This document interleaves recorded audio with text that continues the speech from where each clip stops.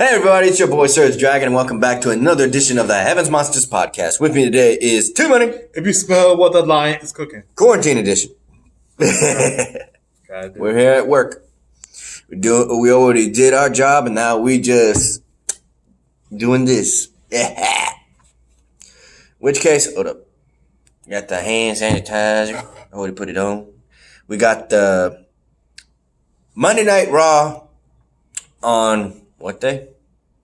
On April 13th, as well as NXT on April 15th. Let's go. So we go ahead and start with Drew McIntyre, congratulating himself and thanking the fans for supporting him on how well he has done on social media despite not having an audience, especially beating both Brock Lesnar and Big Show in the same night of WrestleMania. Then we have the United States champion coming out after he issues saying that he doesn't care who he fights. He's willing to be a fighting champion. Mm-hmm. Well, United States champion, and she said this, it's not Andrade, it's Andrade. Andrade. Selena Vega talks the talk saying that they are looking to prove that history will repeat itself. And Drew McIntyre cuts him off saying he remembers getting that scar for when he was taken out for 6 months when he lost his NXT title to Andrade. Andrade then has a few words to say and he just repeats the same thing, that he's going to do it again. So we have that main event tonight because Drew McIntyre said it's on. How you feel about that? Very good. Catch your breath. There you go. How you feel about that? That's good. This is champion. I'm happy Drew McIntyre is gonna be. I'm happy that he's gonna beat him. So. Mm-hmm. Yeah, I'm out of frame for a second there.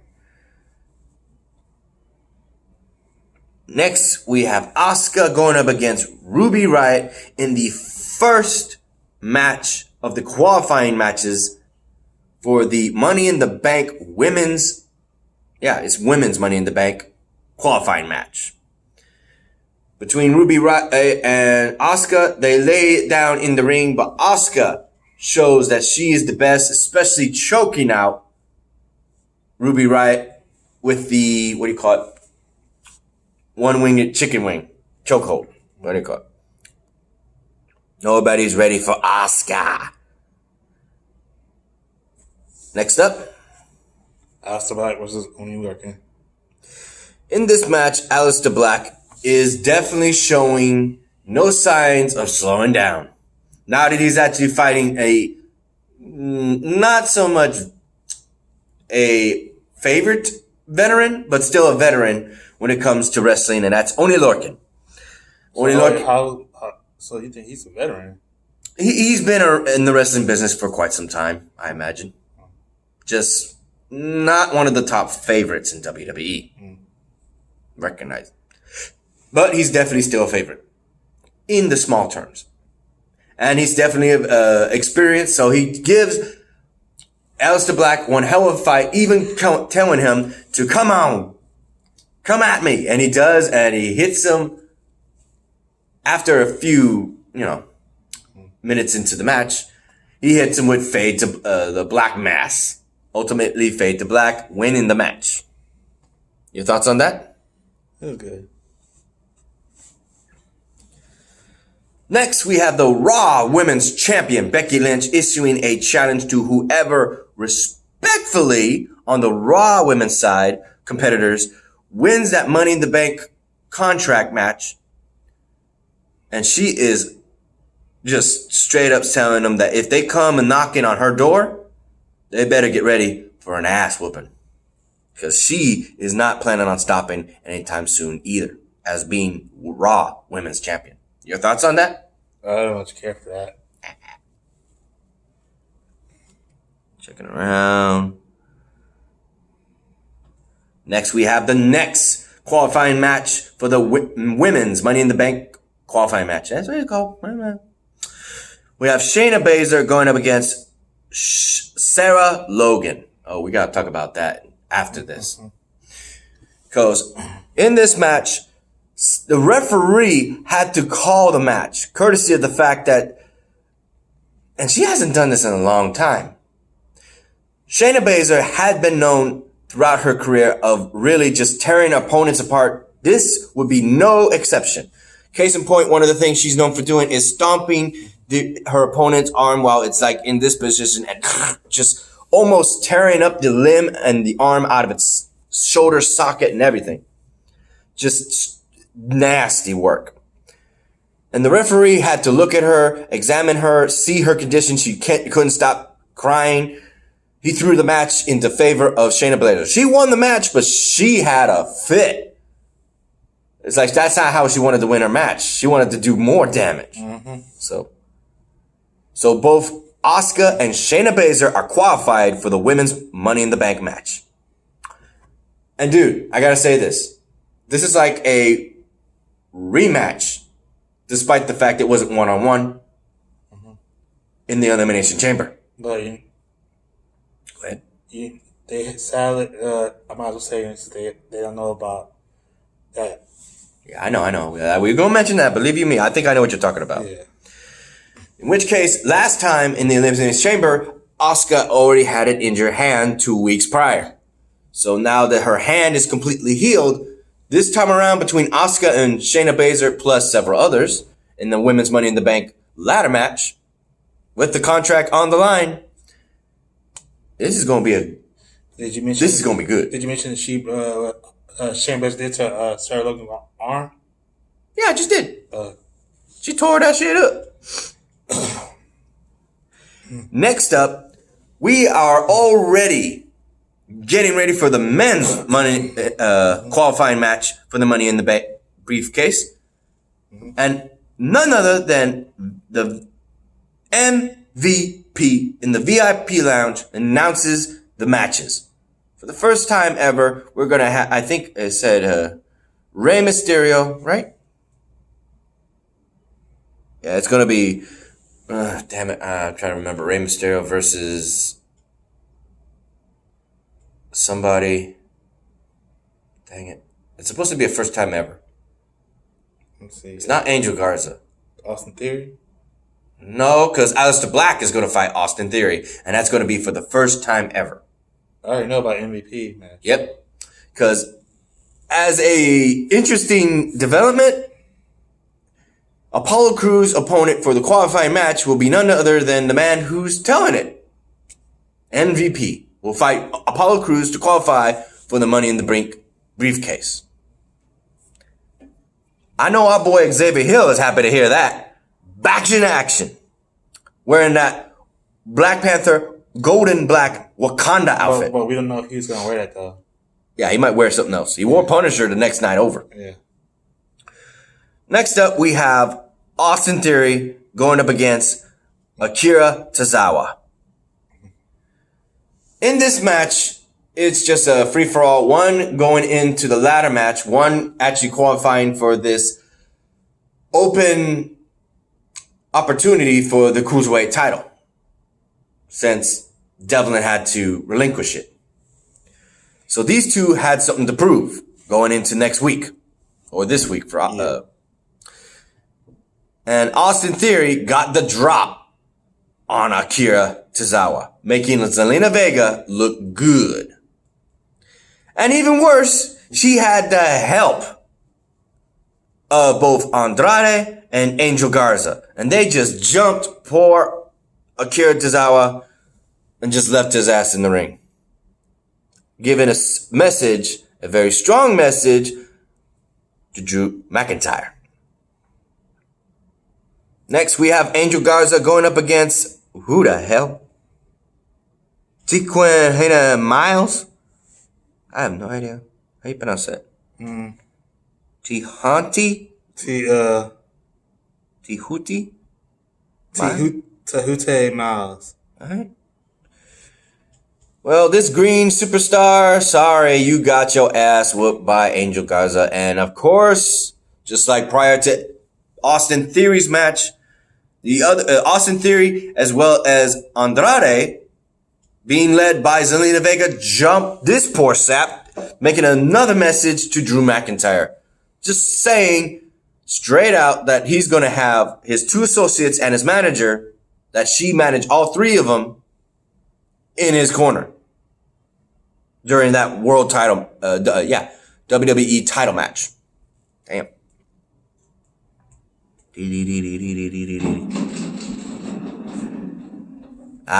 This is good. The return. She came back last week, but she's qualifying for the Money in the Bank briefcase women's match. Nia Jax goes up against Kairi Sane and shows why she's known as, in the women's division, the irresistible force. Hey, I'm coming down. Wrecking her. Your thoughts on Nia Jax's return, bro? That's good. See her back. I hope she's still good to do with. I've been busy. In the Money in the Bank. What up? All right, go ahead and finish. It's good that she came back, but I hope. Go ahead. I hope she can still go. For knee injuries and stuff. Yeah. She's got to take it easy because she just came back. Next up, we have Charlotte Flair, the NXT Women's Champion, addresses Shayna. Oh, wait. Io Shirai. Io Shirai. I said Shayna because I see that last name and I think Shayna. Yeah. Io Shirai, who won the #1 contendership. Actually, I think it was the NXT's first ever women's in the Money in the Briefcase, but I don't think they're going to apply it. She get their future opportunity, but we already got another. Well, I mentioned that in the NXT. This is going to be good. Next, we have Bobby Lashley going up against No Way Jose, and things are getting interesting because Bobby Lashley, last time we saw him, he said he's probably going to need a new wife. And in this match, Lana is just talking and talking. You have a good weekend. Have a good weekend. And he's demanding her to be quiet. And she's still talking, and it ends up almost losing the match. So he shifts gears and just spears No Way Jose and wins the match. And he storms out with no Lana. Mm-hmm. Next up. Okay, the Viking Raiders versus Ricochet and Cedric Alexander. It's 2 big heavyweights tag teams versus the still fresh out of the box Ricochet and Cedric Alexander high-flying tag team. And they laid it out. Dude, that was a good match. All right. Yeah, but these Viking Raiders win the match. Backstage, we see the Street Profits talking and introducing the arrival of his Montez Ford's wife, Bianca Belair. And they're saying they going to have fun fighting against the Viking Raiders. Bianca Belair goes, those guys, you have not beaten them once. And she's telling them while telling this that they need to up their game, and they're just silent like, Yeah, they need to be serious. Ooh. Be right back. I'll finish up. Okay, so next up is the final main event. Drew McIntyre versus Andrade. Champ versus champ. No title on the line. But you knew that they were going to interfere as best as they could. Drew McIntyre was ready for him. Going so far as to throw Andrade into both Austin Theory as well as Angel Garza and wrecking him on the outside. And apparently it would look like Andrade was going to hit Drew McIntyre the same move that took him out for 6 months. He quickly got out of it, threw him, and then slammed him with the Claymore kick and put him out. 1, 2, 3. Zelina Vega is shocked to see that he took out 3 men and all at once. Only because this man was making statements on how he was going to rise above his 2 losses at WrestleMania throughout the night. Seth Rollins jumps him from behind and brutally assaults him and then hits him with the curve stomp to lay statement that he is going to take what is rightfully his, and that is the number 1 spot, the WWE champion. And he's going to beat Drew McIntyre to do that. And that's the end of Monday Night Raw. I'll cover the rest of WWE Backstage as well as NXT. You want to quickly mention all the people? Quickly. Okay.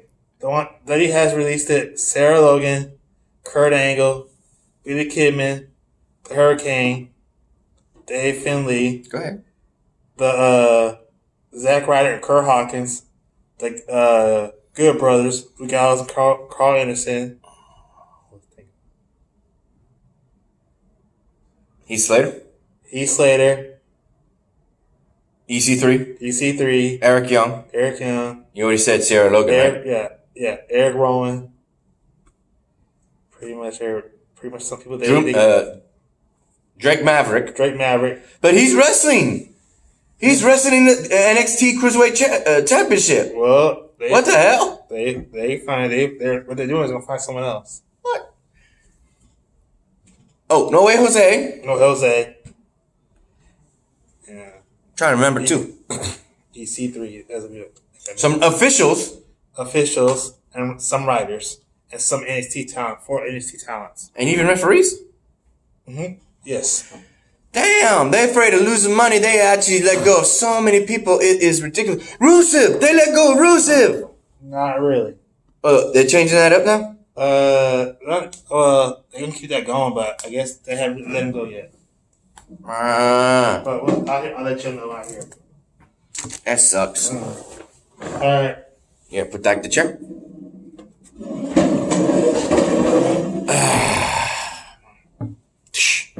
Yeah, grab that. Grab your hand sanitizer. I got my own. So, with that said, that sucks. A lot of people are gone. Including Kurt Angle. Kurt Angle, one of them, yeah. You know he's going to go and try. Him, Eric Young, and some other superstars who were in TNA are going to go for that one-night special. You know they are. Don't be surprised Jeff shows up. Huh? Don't be surprised Jeff Jarrett shows up. As well as EC3. EC3 and Drew as Spud, yeah, he might show up too. Yeah. Alright, bro. Later. Tomorrow. Okay. So, in addition to WWE Backstage, we also had the fact that Edge made his announcements and how he feels about everything that happened at WrestleMania. It was touch and go. I'm serious. It's good to have Edge back. It really is. So, as far as WWE Backstage is concerned, they mentioned they didn't even know because this happened on Wednesday. These releases happen on Wednesday. So, as soon as their show is over, they have to actually do that. I was like, crazy.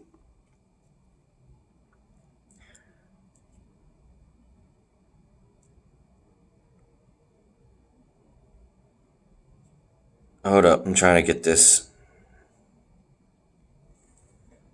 NXT, April 15th. Hey. NXT, April 15th, 2020 results. There you go. Here's a summary from WWE.com. Don't need it. Okay, got that ready. See, that's what we do. To go by memory. Says sometimes we forget certain things. Anyway, that said, one other thing they covered on WWE Backstage, besides talking about the future, the past, the present, as far as Edge's career is concerned, they talked about. There was somebody else they talked about. Oh yeah, the promos. Considering you had the audience in the background, now that they don't have anybody, and it's just like right now, like for me, I'm all by myself, no noise. They talk shit to the camera. It's like trying to do a promo for a movie business for a role. They enjoying themselves, including Edge. Renee Young was mentioning that too. So a lot is changing, for better or worse. It's changing. Before I get to NXT, a shout out to my fellow brethren of the Heavens Monsters podcast crew. A shout out to Xavier Hill, Mike Henry, and Andre Mitchell. A link to their YouTube channels will be in the descriptions down below, as always. A remaining shout out to Renee, Farrell, Chris Petrie,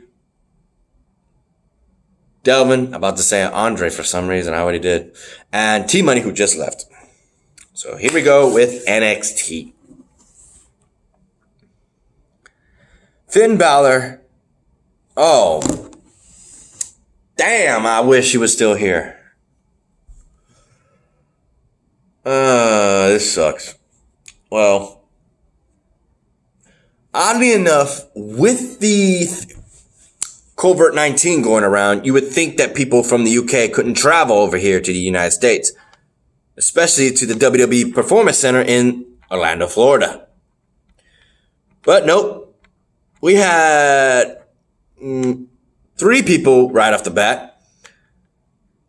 We had Finn Balor make his return to this side of the American branch of NXT. But he didn't come alone. 2 members of Imperium came and chased him down, representing Walter as far as the title picture, basically the European title, the NXT UK title, is still on the line against Finn Balor. So Imperium's Fabian Eichner, along with his tag team partner, I'm trying to find his name,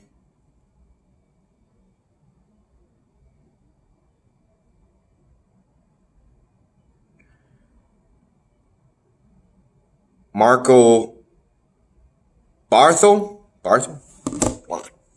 Ball-headed guy. I think they were both Italians too. In which case, it was basically a 2-on-1 match. And Finn Balor fought against the odds and won. Definitely going on to fighting, well, when he does,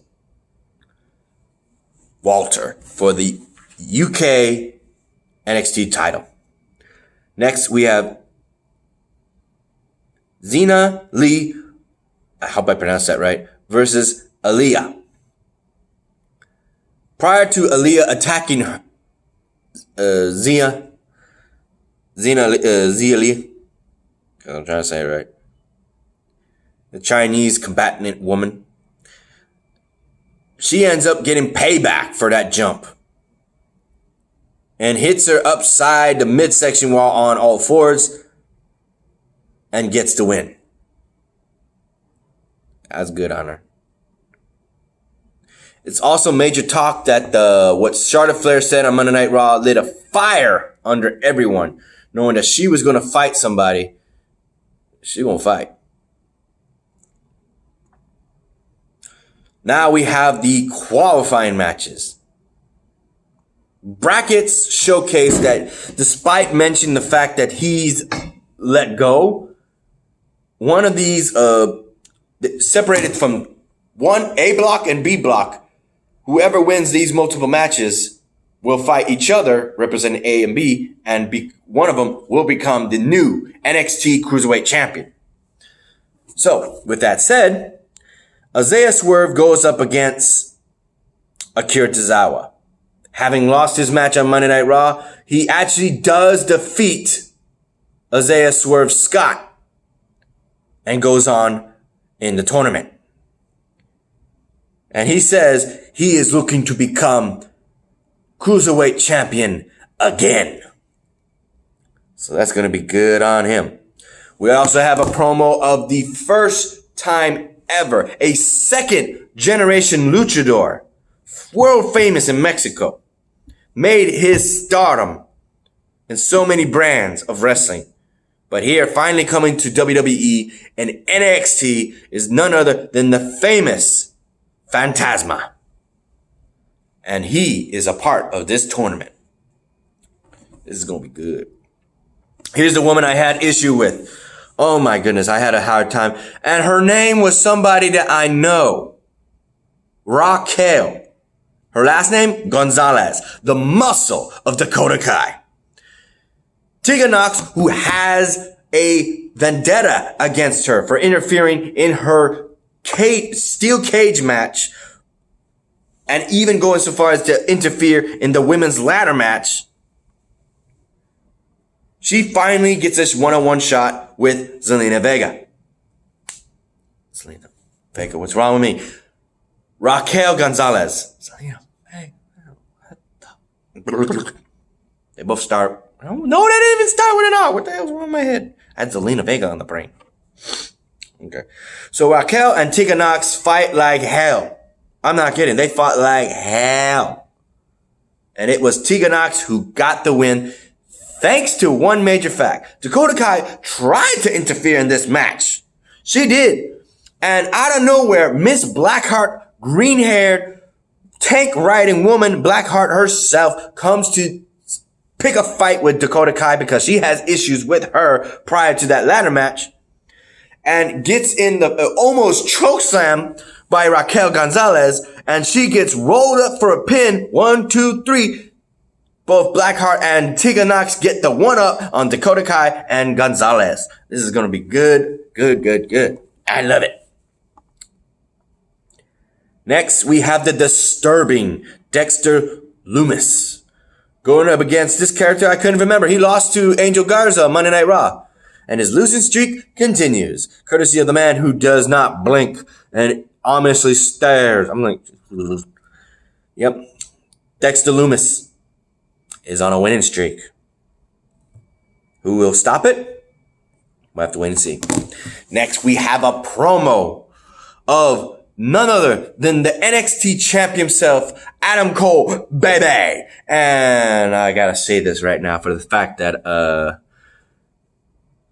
prior to this epidemic, he was supposed to have a record-breaking, longest reigning NXT champion of all time, passing Finn Balor's record, but they didn't even have a match. They had a look back at a lot of characters going into WrestleMania and this supposed takeover, which never happened.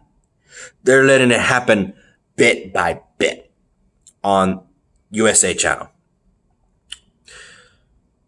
And he's still the longest reigning champion, and it's been over a month. I'm actually counting the weeks. It's 3 to 4 weeks. That's a month.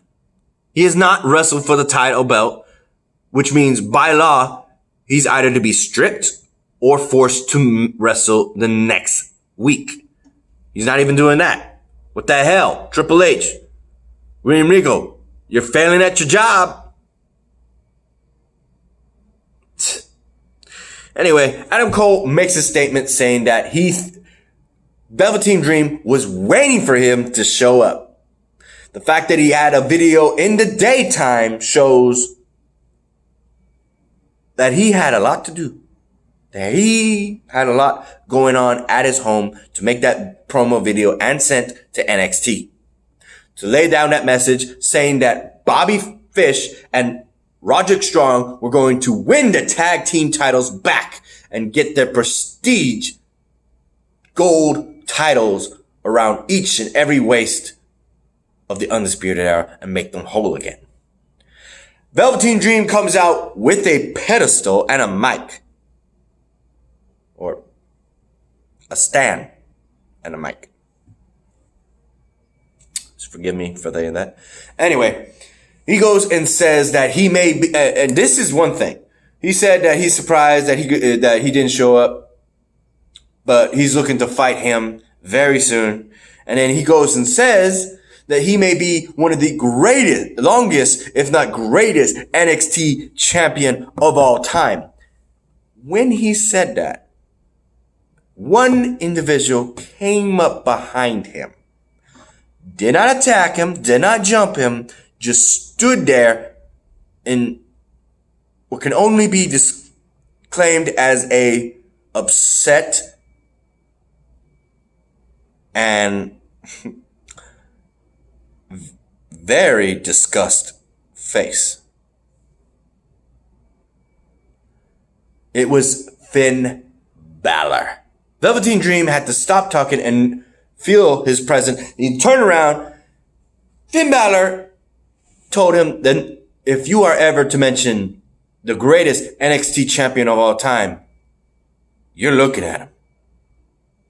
So, despite your ignorance, be careful what you say, because I might just take you out and make it a date for me to teach you. Velveteen Dream pulls out this, and I was like, what? Like a diva says, well, you might have to take me out next week and be a gentleman. He didn't say it in that order. He said, well, why don't you be a gentleman and take me out next week and make it a date? Woo! Woo! Woo! Commentary saying he don't mind being the third wheel in that. Next, we have Matt Riddle and a surprise tag team partner to fill in for Pete Dunne against Bobby Fish and Roderick Strong. That somebody was handpicked by Pete Dunne. And that would be a brand new superstar to WWE. And that was a talent that was mentioned on WWE Backstage back then. Timothy Thatcher. Tried to pronounce that. Thatcher. He would team up with Matt Riddle, and of course Matt Riddle had to mention how many, if Bobby Fish could fry fish, how many fish could Bobby Fish fry? That got him his nerves. The final conclusion of this match would be the fact that it would look like Undisputed Era would get the drop on Matt Riddle, only to have Thatcher come out of nowhere and put Roderick Strong in a Kimura launch and make him tap out immediately. New or defendant tag team champions Matt Riddle and Timothy Thatcher. With that said, ladies and gentlemen, this is the end of this video. If you like this video, give it a thumbs up. If you didn't, give it a thumbs down. Hit the subscribe and like the content. Hit that notification bell for the next Heavy Monster sponsors. I'm SergDragon, and we'll see you next time. Bye.